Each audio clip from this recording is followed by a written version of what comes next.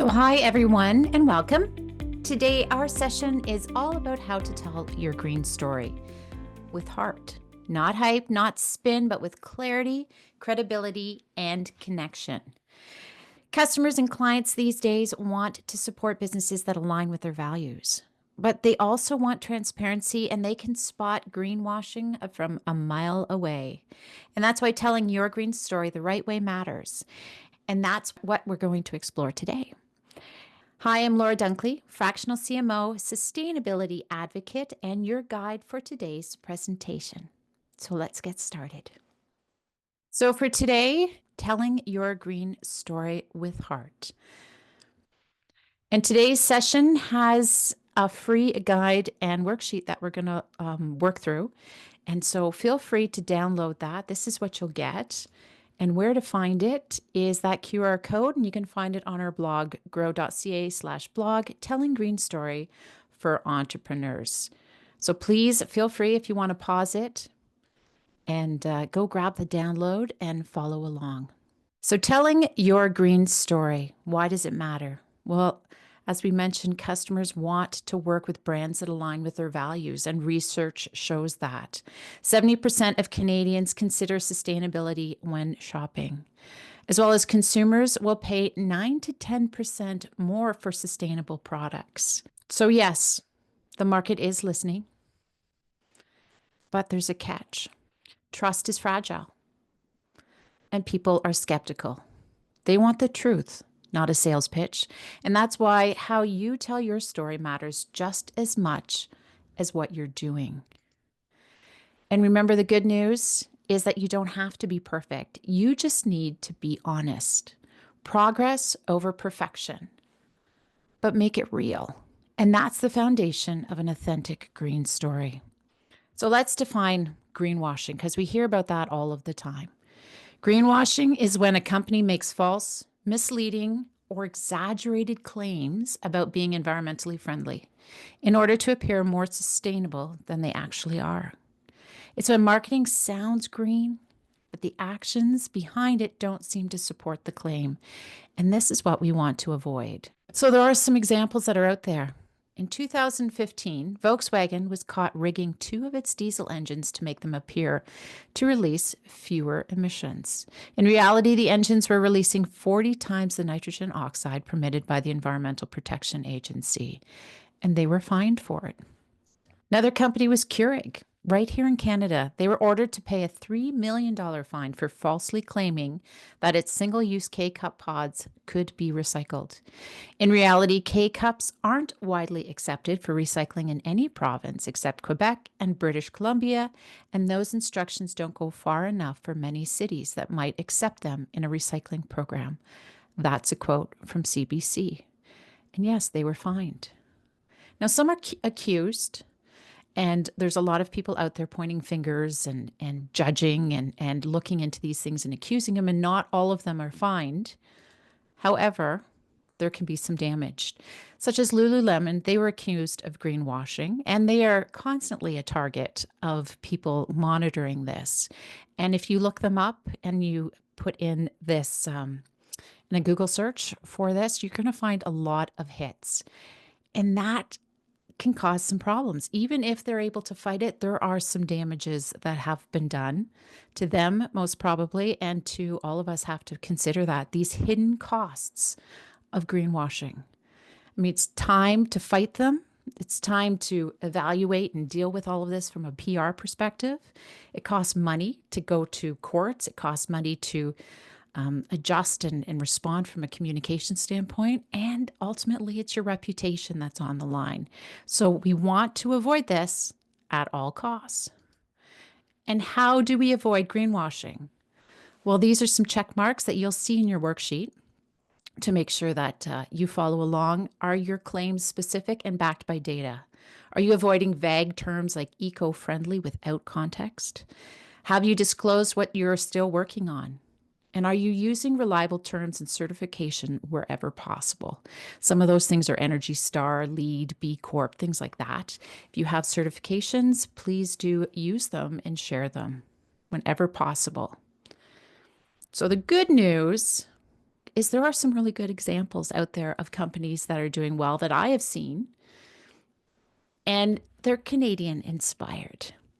So these are sustainability focused businesses that I have come to follow, and even like Envirotech, I've had the opportunity to work with in the past.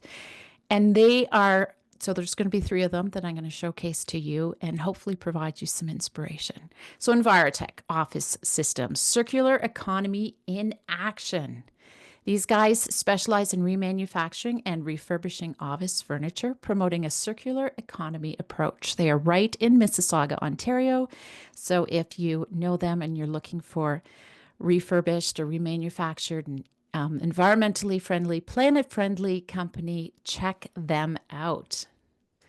Another company in Toronto, I think they're based in Toronto. They are a Canadian apparel company, Tentree.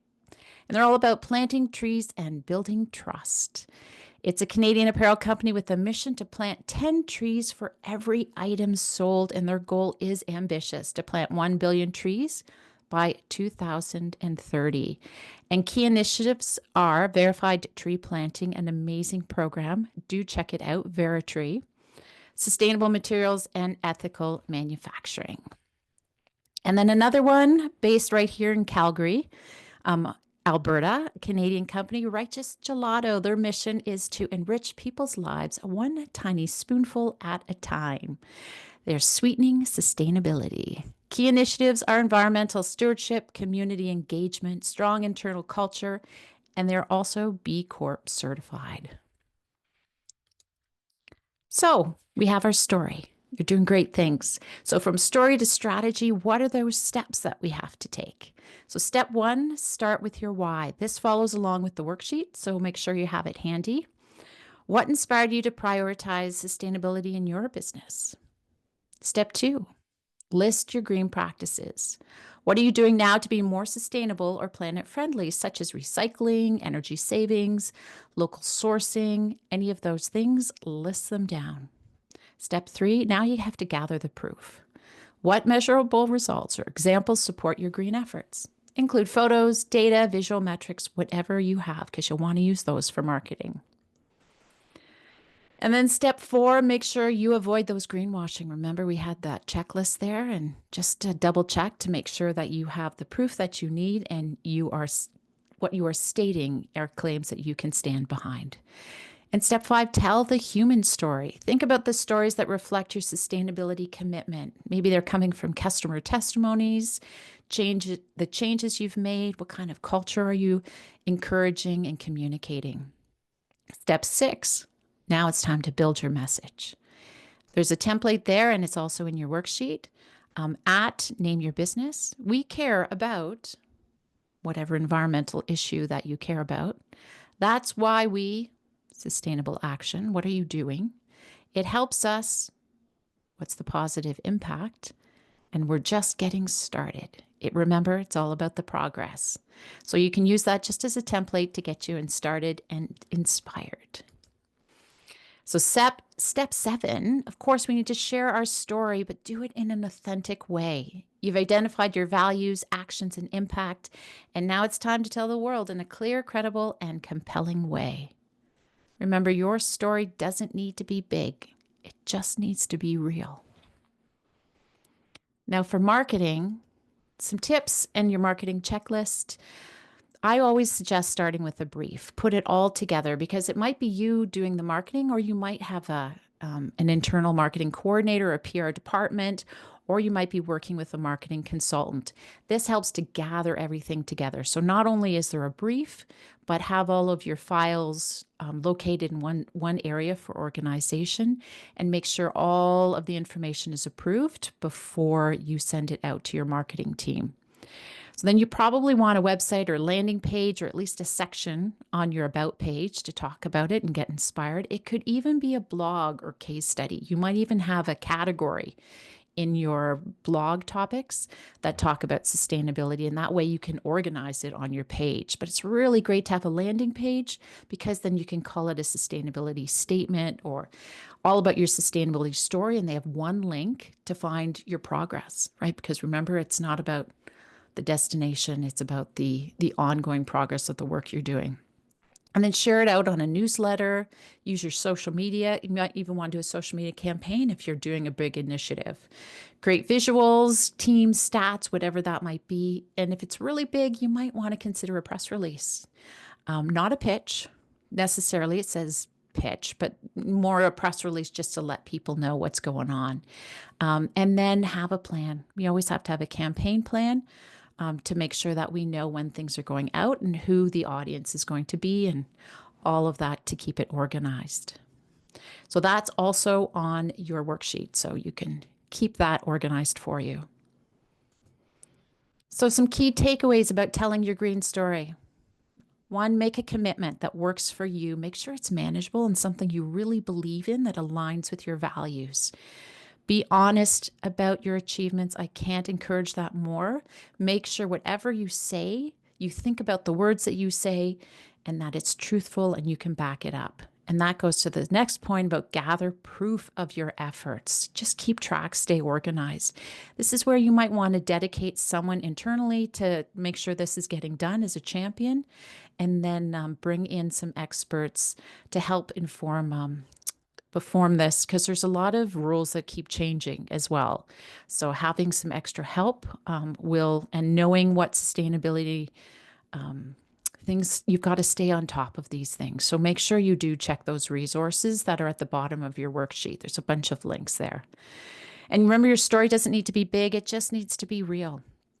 And be specific. Share stats. Don't start exaggerating because it might look better. Be honest, be specific, and then share that data because people want to see it.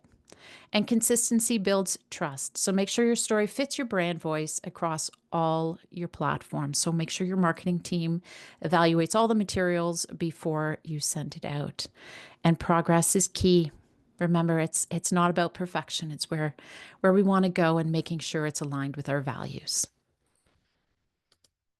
So if you need to still download that guide and worksheet, you can check out, it's at the bottom of this blog. Just follow that QR code and it will get you started. And then we also have a bunch of more resources that I put up on my blog. So Telling Your Green Story with Heart, Canadian Inspired. There's a bunch of links there to all of our wonderful Canadian case studies that I put in there, as well as Authentic Green Marketing Checklist. That's where you'll see more information around how to market your green story. And then there's a creative ways to promote sustainability, including a fun infographic I created a few years ago. So check it out, lauradunkley.com/blog. And a reminder, if you want some help telling your story or a consultation on how to get started, please feel free to reach out to me, laura@acornstudio.marketing, and you can also book a free discovery call on our website, acornstudio.marketing.